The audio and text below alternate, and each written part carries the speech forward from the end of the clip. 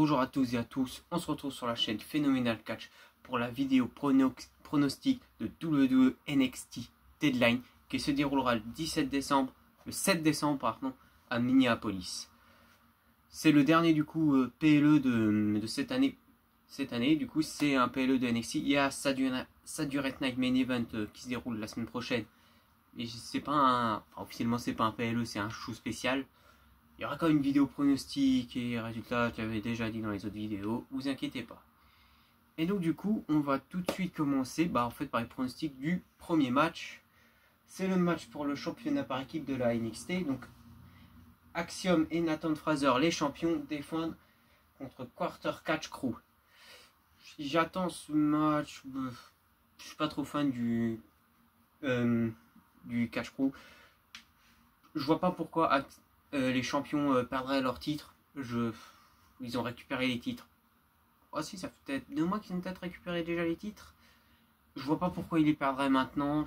Je pense qu'ils vont quand même rester champions minimum jusqu'à peu près aux alentours de WrestleMania. Je pense qu'après justement ils vont arriver sur ce circuit, sur le roster principal.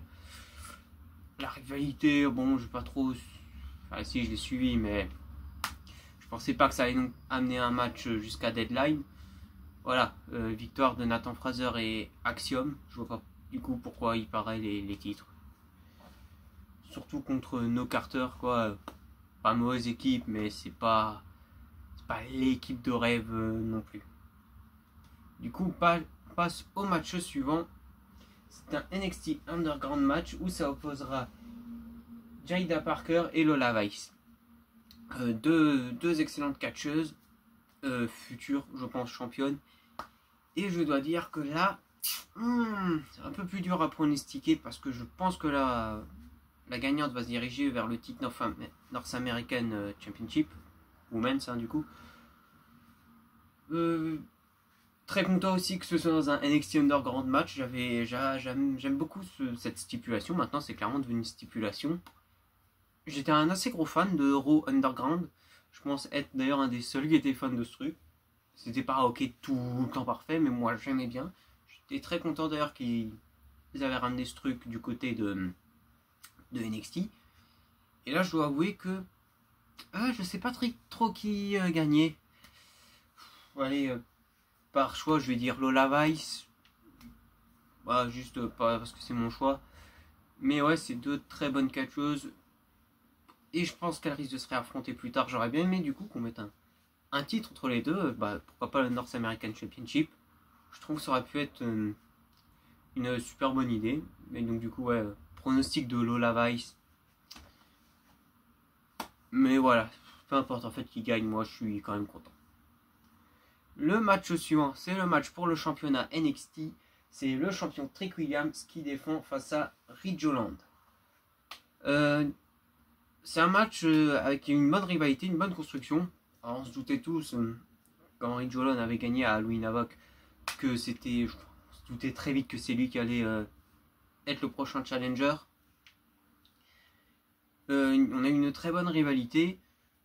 Par contre, je vois pas Ridge Holland quand même gagner. Je pense que, comme dit, il y a aussi eu un espèce de ping-pong avec le championnat NXT entre Trick Williams et Dan Page.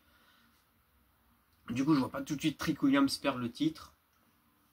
Surtout que, du coup, avec le Iron Survivor match, oui, c'est pas le moment de lui faire perdre le titre. Je pense que, du coup, il va conserver. Ridge Holland pourrait faire un très bon champion, je pense.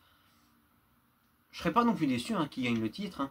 Surtout que, voilà, depuis qu'il a NXT, je trouve que Ridge Holland, il a eu une vraie renaissance. Depuis qu'il est de retour à NXT. Malgré qu'il était dans les Brawling Brutes, c'était un peu le membre à part, je veux dire, les Sheamus, qu'on connaissait tous, et ça tournait surtout autour de Butch. Donc du coup, très content qu'il soit de retour du côté de NXT, il a vraiment réussi à retrouver... je trouve qu'il a réussi à se reconstruire en tant que catcheur solo, même plus il avait réussi à remporter le titre par équipe, brièvement certes, mais il avait quand même remporté un titre. Et donc du coup, oui, je vois une victoire en fait de Trick Williams. Je pense que Ridge Holland peut remporter le titre, mais je vois plutôt en 2025, un peu plus tard en 2025, remporter le titre. Mais oui, victoire du coup de Trick Williams. Match suivant, c'est le Iron Survivor Series Challenge Women's, où on a Sinclair qui affrontera Giulia, Sola Ruka, Stéphanie Vaquez et Zaraya. Alors, je sais pas pourquoi, mais je vois bien une victoire de Zaraya. Personnellement, j'aurais fait gagner Stéphanie Vaquez. Clairement, je l'aurais fait gagner. Parce que j'adore cette catcheuse. Elle est arrivée depuis très récente, je veux dire, du côté de NXT. Mais je trouve qu'elle a un certain charisme, qu'elle est excellente dans le ring.